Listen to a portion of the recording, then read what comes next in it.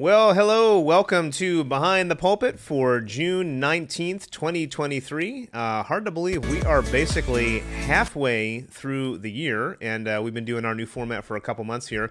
If you're just joining us today out there on the YouTubes, my name is Bob Erbig. I am one of the pastors here at Millington Baptist Church, and I have a surprise guest today with me. Tim, Can you give me? Before we introduce our guest, can you describe our guest right now? I'm gonna put it over to our producer back there. Who's our guest today? Describe him. Strikingly handsome. Okay. That's it. That's all you got. That's the first thing that comes to mind when I think of our guest. If our guest could be any Marvel or DC superhero, who would you describe him as? Honestly, he's giving me Flash from the TV show vibes. Ooh, you know what? I've thought that. Mm-hmm. I've thought that. That's interesting. Well, my guest today is the Flash. The disappointment. You do actually look a little bit like Grant Gustin. I thought that before. The TV show one? The TV show guy. Yeah. I can see you got the lean figure going on and everything. Yeah. Well, Johnny's here for Behind the Pulpit today, right? So sped in here from Central City, and funny, you are wearing a red shirt, so you're like the Scarlet Speedster with me here. That's true. Well, welcome to Behind the Pulpit. I think this is the first time you've been on since we've had the new format. Revamped. Excited. Revamped, yeah. New and the everything back here. That's We're true. still waiting on the logo from Mark. It's gonna be pretty sharp when it's all in here. Yeah. And you've had a hand in putting together all the stuff in here in the studio. Yeah. Talk to me about the studio. What's been your favorite part of it? Yeah, I mean, it's just been a process over the months, just things coming in and putting it all up. But, we definitely enjoy all the little bits and pieces that we get to use. And recently with some newer videos we've been putting out here, baptism videos and announcement videos, we've been able to use some of our different backdrops. So we obviously got our nice wood paneling here, our shiplap, which looks great. Yeah. We have our little interchangeable backgrounds with a paper gradient over backgrounds can't see over it. here. Over there, yeah, right? I can't see it, but it's cool. Right next to the. I will mention this. I mentioned last week. Tim brought the flag of the Riders of Rohan in here, which complement the Tree of Gondor. I think that got cut off at the beginning of the episode last week, but it's here. The horse is here. Yeah, loader. Yeah, being present. But yeah, no, it's been great being able to finally use the studio for what we envisioned and created, and now we're just putting it to good use. Now, are we done? We got more to come, or is this? We're pretty much it. Okay. Yeah, pretty much there. All right. Yeah. Awesome. Well, how was your Father's Day yesterday? You have a good weekend? Father's Day was great. Did your kids let you relax a little bit? Here and there. It was another day. Fatherhood doesn't stop on a day, so it's still the crying here and there, diapers here and there. Okay. But it was still fun. 10-minute cat nap somewhere. 10-minute cat nap. I grilled a nice filet for lunch, so that was my spoiling. All right, which is great. But yeah, it was a good weekend. Good weekend. Saturday was a long day. We had our car wash for our mission trip. Nice hot day. Always, I think it's just without a doubt, everybody gets burned that day because no one's really hit the beach yet. No one's really gotten their summer colors yet. Nobody thinks they need to wear sunscreen, even though the sun is blaring on you, right? Exactly. Yeah. So I was guilty of that. My face was burning up all night. But I survived. We raised a good amount of money for our mission trip. Ooh, how much? $1,700-ish. Whoa, I think a little bit over that. All right. Yeah. That's so a good amount. A lot of people turned out. We got 100 cars washed. Kids had fun. Chick-fil-A for lunch. So they got refueled. Now, I remember back the first year that we ever did that. I think, Tim, did you come out and help the first year that we did that, or were you not in it at that point? No, I was there. My designated job for all of the ones that I've attended was to be the charming man who sits at the table who collects the extra donations at the end. So you just trusting that people are going to give you the money, right? Essentially, yeah. I didn't really do a lot of the street work or the washing work. Okay. I did some washing work. I was more of a dryer. Yeah.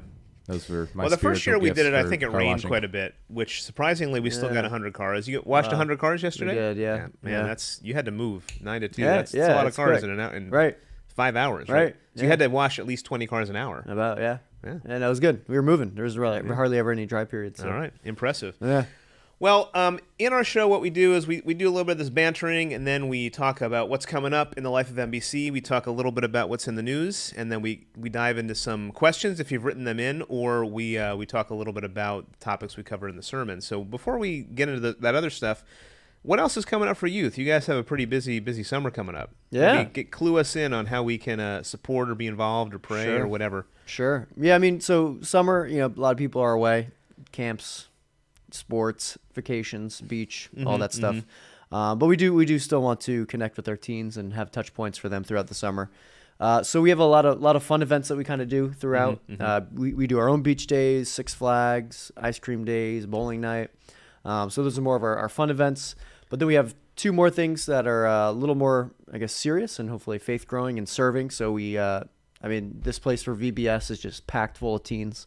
I heard Rachel told us last week 165 kids are coming for VBS this year. Yeah. Which that was like the size of our first service yesterday, and it was packed in the sanctuary. Yeah. Yeah. So we have really like every teen blocks out that week to serve. So it's really cool. Yeah. So for serving for that week, and then a couple weeks after that, we do our annual mission trip, which I was saying before. We'll be going to New Haven, Connecticut. Nice. Last year we drove to Kentucky, which was like a 13-hour, maybe 14-hour drive. So let's not do that again. Let's go much shorter. So why choosing why New Haven? Why are you guys going there? So we enjoyed the organization we worked with last year, Experience Mission. We really just enjoyed how they ran the week and how they treated us, and it was a nice week for us, and we wanted to serve with them again, and we just kind of looked at the different locations they had. Where would work well for us, and New Haven was one of them, and we enjoyed the connections they have with local church. One's called Vox Church. We'll be kind of working with them throughout the week, doing some kids stuff, kids camp type of thing, and then even a couple things with the local church. So I enjoyed doing ministry that is already taking part, and we just kind of help along. Right. Vox, Latin for the voice, right? So like the voice of God speaking through the church. Yeah. Something along those lines? Probably. Yeah. I didn't tell you. So New Haven was on the list, and we checked it out and looked like a good fit for us. So, and the driving distance was nice as well. Cool. So, yeah. Well, thanks so much for all the work that you do there. I know that the kids are blessed. The teens are blessed. You also had a great worship night last Wednesday. So good. Got to pop in for a little bit.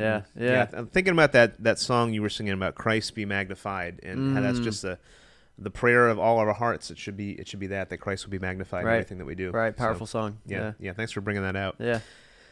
All right. Why don't we move on to talking a little bit about what's going on kind of around the horn in the world and the news. What I did last week for Rachel is I gave a couple different topics that are out there. And if you have any you want to talk about, feel free to jump in here. But we were chatting before. It seems like it's a little bit of a lower week.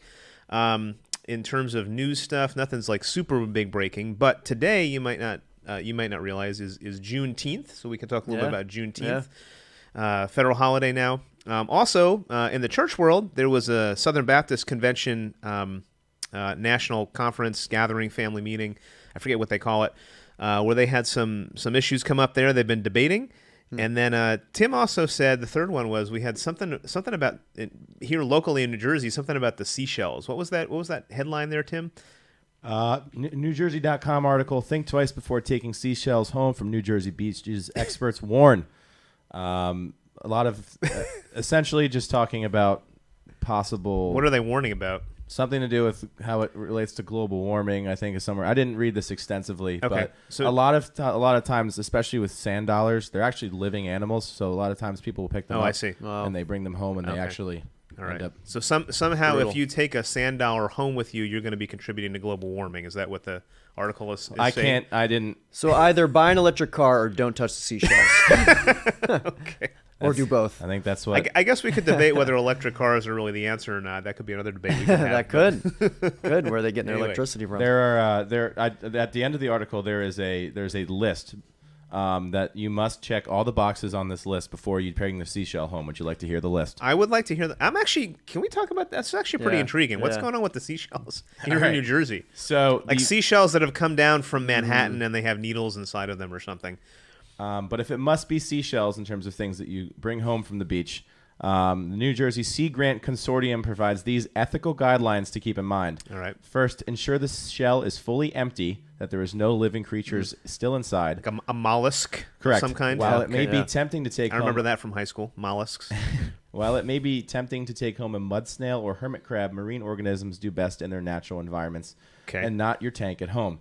Number 2, conduct a sniff test. A quick whiff can tell you if foul smell is detected, that's decaying flesh could be left in the What shell. if I'm picking up a shell and there actually is like a hermit crab inside and I'm sniffing and then it claws onto my face? Well, that's why you look into the shell first to see if it's empty. Then you conduct the sniff test to see if there's rotting flesh in the shell. Third, it's probably best to leave behind spiral shells because they can turn into comfy homes for other animals. Okay. I can't wait to tell my kids to make sure they go through each step of this, every single shell they pick up. And only take one or two if you must bring home seashells. If you must. Don't be like those people who bring home buckets of seashells. All right. Well, everybody is getting ready to head down to the Jersey Shore for the summer. So this is hot off the presses. Yeah. When you see the seashells as you're walking through, be careful and make sure you sniff the seashells. That was what I took away from it. Sniff test. Like, stick your eye up really close. That and is do officially the, sniff the test. title of don't our take podcast. Don't take more than 2 seashells home this summer. Don't do it. That's what this article's saying. Last time I heard the word sniff test was college and clothes. All right, what am I wearing tonight? Do a sniff test and see what clean clothes you have left. Now you're passing. That's on Father's Day. That's what you're passing on to your kids. Yes. Sniff the seashells and make sure they don't smell. All right. All right. You have any interest in the other ones? We should at least mention Juneteenth in the fact that I actually think that's a pretty good that's a holiday now, celebrating the fact that we ended slavery in the country back, in 1865, and the whole idea behind Juneteenth is this was the last part of the Emancipation Proclamation that reached the furthest reaches of the country to let the slaves, those that were enslaved, that they were now free. So I think that's a really good thing. I don't know. It is. Yeah, absolutely. I mean, I love history, and I think a lot of times we try to not remember history. Right? Sometimes we just skip over, or we try to remove things that were hard for us to listen to and hear about. Yeah. So for us to dwell and to think through all that our country has been through, I think is really healthy. And it's really neat doing a little research. You actually see churches were some of the first things to really celebrate this. So it's neat that the church was kind of maybe a pioneer in celebrating Juneteenth and what it meant. Yeah. Freedom, which is really cool. Yeah, and obviously people would say the church made some mistakes up to that point, but Absolutely. The fact that once the Spirit comes in and he opens people's eyes, that there's a celebration and recognition of what needs to happen is a good thing. Yeah, I think. Yeah. Good. All right. Anything else in the news for you that you've been thinking about? Not that I mean, seashells got me just pondering. So, seashells, watch out for them this year. That's what's going on. All right, so why don't we jump into the sermon from yesterday? Yesterday was Father's Day. So speaking of newsworthy things, I came across an article that I used at the beginning of the message talking about the history of Father's Day. Did you know about the history of Father's Day? Not until you mentioned it yesterday. That there was a coal mining accident in West Virginia, and 362 people, I'm assuming mostly men, died. And I was talking with Jen Dowden about this because she's from West Virginia. If you don't know Jen Dowden, she's from West Virginia. And she said, oh, that happens all the time. Right. Yeah. It's coal mining country. People just go in and people apparently pass away all the time. Yeah. Which I didn't grow up there, so that was foreign to me. But this one apparently it was huge, and it caused a local church to hold a ceremony celebrating fathers, and it led to this public campaign that eventually reached President Woodrow Wilson's desk in 1916, and was officially, I think, made a national holiday. I think I read in 1972, so it's been around for a while. Yeah. So the question, I guess, would be why do we set aside a day to honor fathers?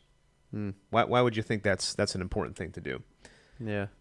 What are your thoughts on that? Yeah, I mean, I think it's great to celebrate being a dad yourself. Being a dad myself. Yeah. All right. I mean, we have Mother's Day, we have Father's Day. And, when you look at it on two different angles, right, you have one as looking up to your own mother or father. Yeah. And then obviously now the season of life that I'm in is now I get to see it from another angle. So it's neat kind of just seeing through like all that it entails being a parent blows my mind each day. Just more and more things. Just like, didn't think I'd have to do that. Didn't think just things you don't even like prepare for, but you can't even really prepare for a lot of these things. A lot of things you can't really do until you're in that moment, and you got to just take it on and go with it. But I do think Father's Day specifically is important, and as we've mentioned in church before, the tone difference between a Mother's Day and Father's Day is different. Mother's Day is just so very happy, very genuine. I feel like a lot more people have positive experiences with their mother than particularly with their father, which is a sad thing to think that Father's Day is maybe more of a challenging day for some people. Yeah. But I think it is still healthy to celebrate the ones that are there and doing well, and also hopefully inspiring the next generation to realize how important it is to be a father too. Well, let's. I want to dive into that for just a moment, but I do want to mention one funny story that maybe you've gotten this too. I still remember when I was younger, and my wife wanted to go out and do something when my first daughter was younger, and I told her, "Okay, I'll let you go out. I'll do the babysitting tonight." And then she looked at me. She goes, "What do you mean? You're going to be a father?" Yeah. It's called being a dad, not being a babysitter. Right. Yeah. So, but I think. The other thing that I mentioned in here that I didn't get to go into in depth, we mentioned some of the stats about what happens when a father is not there or if a father doesn't fulfill his role as he should. It has some pretty devastating consequences, whether it's prison, whether it's poverty, whether it's early sexual activity. A father not being present in the home and doing the role he was called to do well has a lot of impact. And then there was a stat from Barna that I mentioned kind of briefly that did kind of blow my mind, though. So they did this study on how many men that entered fatherhood actually felt prepared to be fathers. Right. And they were looking at the U.S. and then practicing Christians. And 52% of all U.S. dads felt either not prepared or only somewhat prepared to be a father, which means that's like less than half of people that become fathers don't feel fully prepared for the role. Yeah. Which just kind of blew my mind a little bit. So I thought maybe we could talk about that for a second. Why don't men feel prepared to be dads? Yeah, another interesting statistic would be how many of those men that said no had a father in their life. How much of a role did that play? Yeah, they might have had that in there, but I'll have to dig into that a little deeper. Yeah, but that is a great observation. Yeah. So I think that, and maybe even just relationships with different people as well as, maybe their relationship with their father was distant and they didn't feel like their father imparted wisdom into what it means to be a man, even, and to preparing them for that as well. Maybe they prepared for financial, here's how you invest and pay your credit card bills, but here's how you treat people, here's how you raise kids. Yeah, and I think that John Tyson book where he goes through those 5 different fathers, I read that a number of years ago, and it still has stuck with me, quite a bit, because he goes through those, the irresponsible father, the inconsistent father, the I forget what the first one was, ignorant father, and then the involved father, which I think a lot of people want to do. But that's you can say that you're involved. Like I showed up, I taught my kids some things, I put enough money in their 529 so they could go to college, and I'm good. Yeah. But then he talks about the intentional father, which just really challenged me as I went through the book to think about how am I intentionally not just spending time with my kids, but seeing them as it is central to my call to form them into followers of Jesus Christ as a spiritual leader in my home. And I think a lot of men don't think about it that way. I don't know if you agree with that or not, but I mean, a lot of men don't fully embrace that call.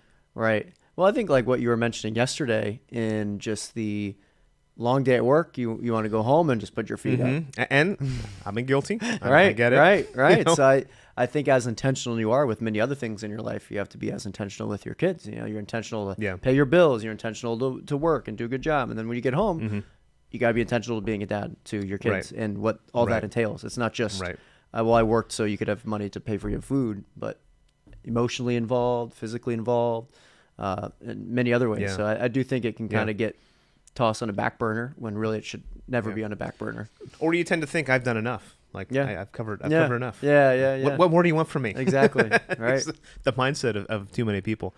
So I think that's a really good observation. So that's why I think actually before I get into the Philippians passage, I thought maybe we can apply this to some people that are, both of us have young families. At least I'm getting into middle age. You're still like 20. How old are you? 29. You're still young. But there's what would we say to younger men, like teenagers that are like either dating or they're thinking about dating or they're just getting started? Like what you have your pulse on this. What would you say some things you would encourage younger men to think about as it relates to fatherhood? Because I think how you're growing your character now is going to affect what you do later on when you actually get married and have kids. Any exhortations you think that we could mention in there? Yeah, I think it's just an overall, or what are you seeing going on that you're concerned about? An overall relational, just overall relationally. I think people just are not, with that word intentional, really, involved in their lives. Like I said before, even like emotionally, intentionally speaking to them, intentionally asking how their day is, intentionally caring about their worries and their lives. So I do think, and I do, not to blame everything on technology, but I do feel like the phone is, I see pictures of, there's one picture that I always see. It's like a couple in their bed and they're both turning the other way and they're on their phones. I've seen that meme a lot. And I feel like that's not just within married couples, but just other relationships as well. Like I remember in college, we'd go out to dinner and we'd be waiting for our food and everyone's like on their phones. I'm like, why do we go out to dinner? Yeah.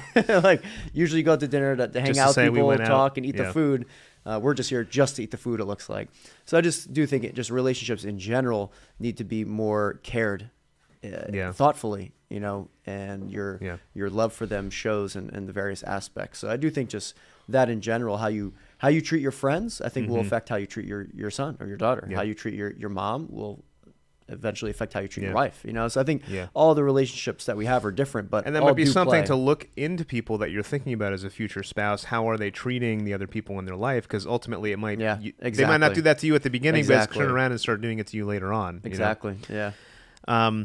Yeah, that's good. One of the things in the John Tyson book that always struck me was that he said we need to have more men who are teaching younger men what it means to be good at being men, and what that looks like. So I think in a lot of ways we're not doing that as intentionally as we could. So that's why I thought the Philippians passage here, Philippians 4 verses 8 and 9, is not written to fathers. It's not written specifically to men. It's written to all Christians. So if you're listening to this and you're a mom, you're a coworker, you're a young person, Paul's writing this to everybody after he's been speaking about all these different topics. He's been hammering home the gospel and what Christ did for us and how that's the fuel, that's the foundation for how we live our lives. He comes to the end of that and then he says this, finally, whatever is true, whatever is noble, whatever is just, whatever is pure, whatever is lovely or beautiful, whatever is commendable, think about these things, right? So we looked at those 5 characteristics: truth, honor,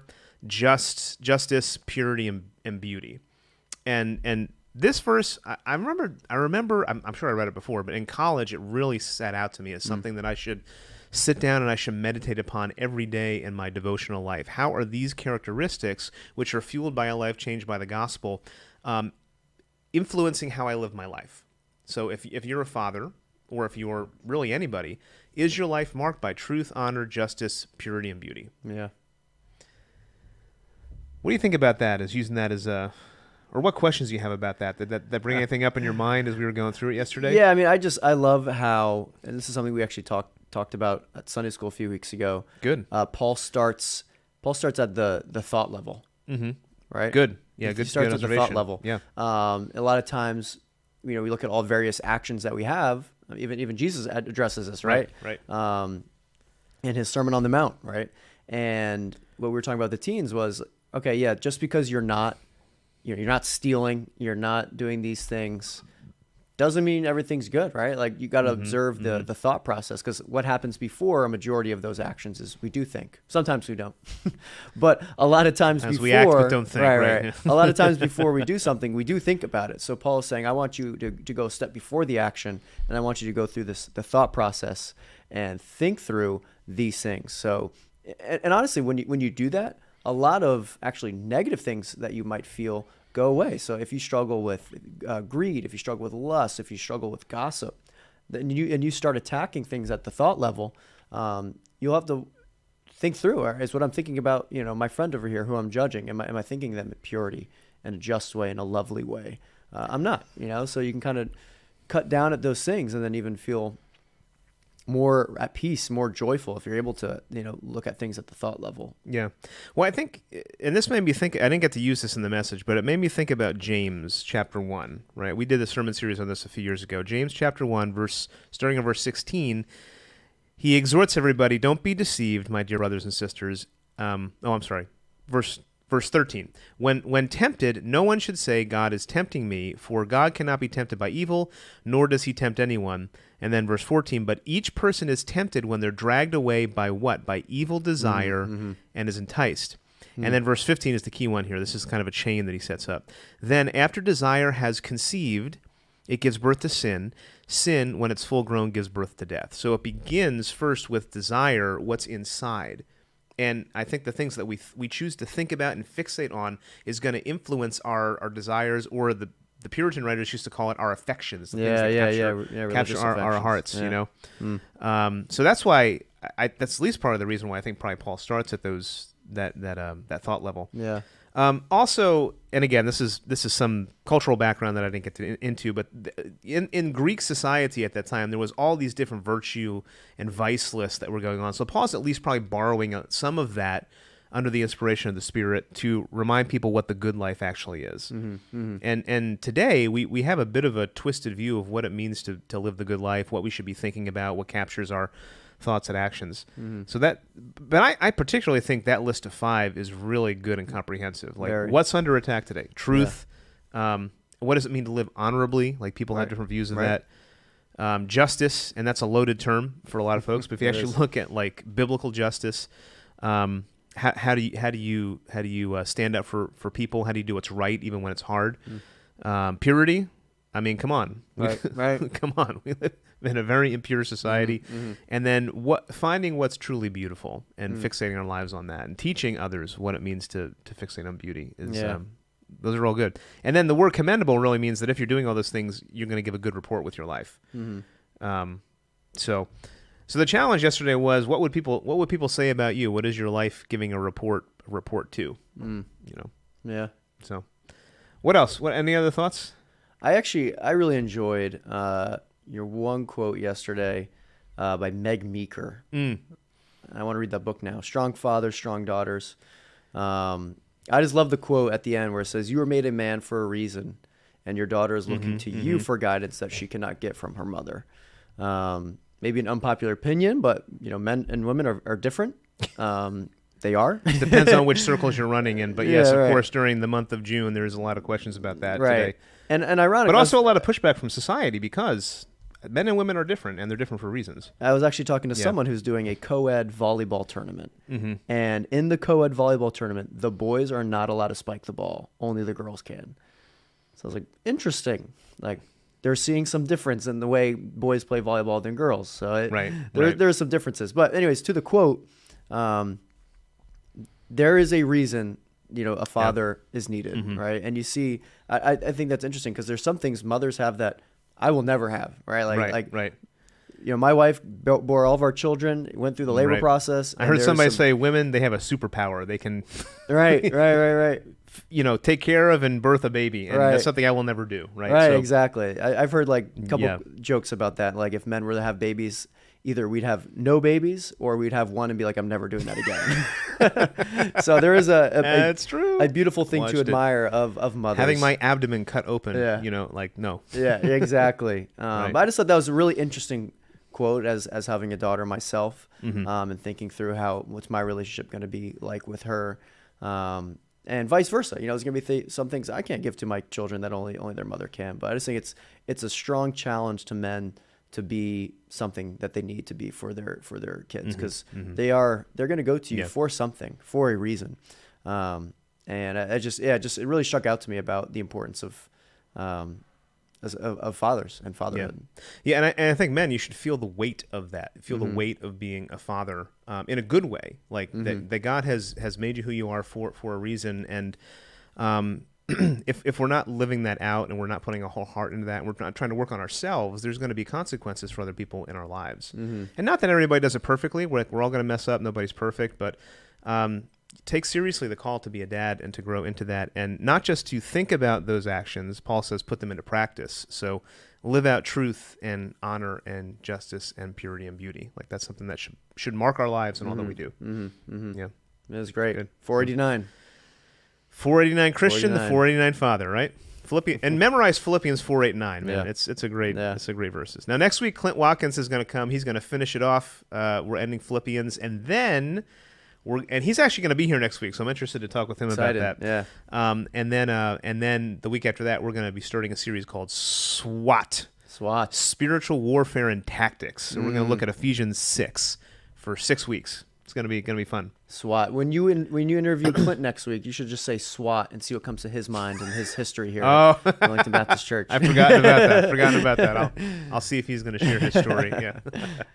All right. Well, Tim, we're at the end. let's get sprinting here. I've been warming up my legs Ready to underneath sprint. All right, so 400 meter. I am today. By the way, at the end, so the Theology Sprint is we're trying to answer a theological question in 60 seconds at the end here, and then Noah turns it into a little short thing that we put on YouTube. All right. And I don't know what he tells me. He just gives me stuff each week, so we'll see what I can do. If it's too hard, I'm going to pass it to Johnny and see what he can do with it. Well, actually, Johnny already answered the question. Johnny did knows in about 60 seconds. Johnny knows the question. So I'm joined back here in the producer's desk by our lovely intern Laura, and we were. Laura, get on the microphone and say hello. Yes. Hi, everyone. All right. Yeah, we have a full house today. Yeah. That was Laura.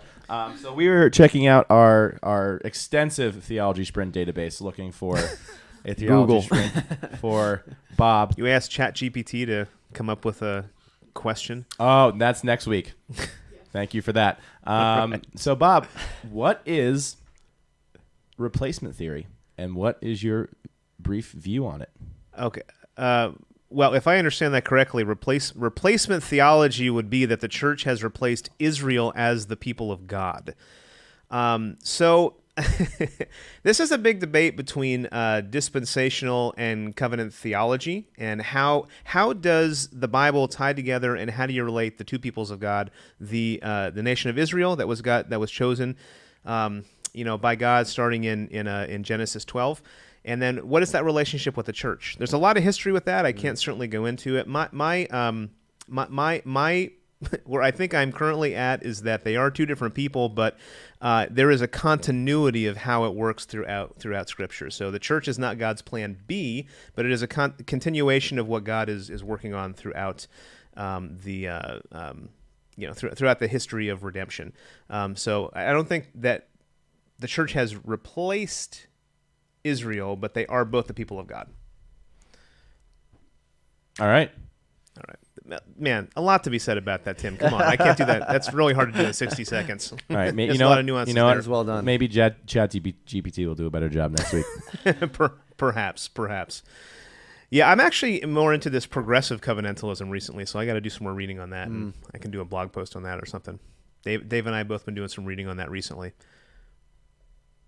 All right. So anyway, that's it. Thanks so much for joining us for this week, Johnny. Thanks for being here. Yeah. Hopefully we'll get you back for sure. Clint's here next week, so we'll see you next week on Behind the Pulpit.